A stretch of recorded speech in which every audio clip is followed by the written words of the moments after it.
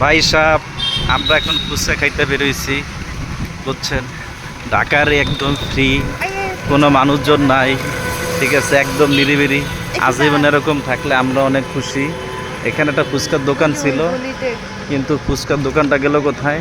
আসলে আমরা গলিটা মনে মিস্টেক করছি। এটা হসপিটালের পরেরটা, ওই পাশাটা ভাই। আমরা আসলে ভুল করে আরেকটা গলিতে আসছি, ঠিক আছে। ওই দেখেন একটা চাট, বুঝছেন। এই চাটটা আপনারা দেখেন, চাটটা অনেক সুন্দর। আসলে আমার ক্যামেরাটাতে আসতেছে না মামা।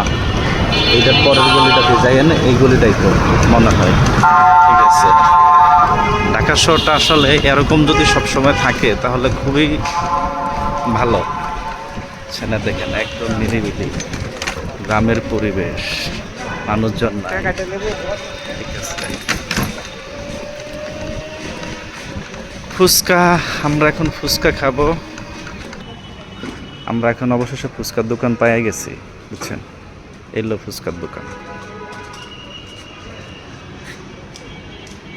হুম,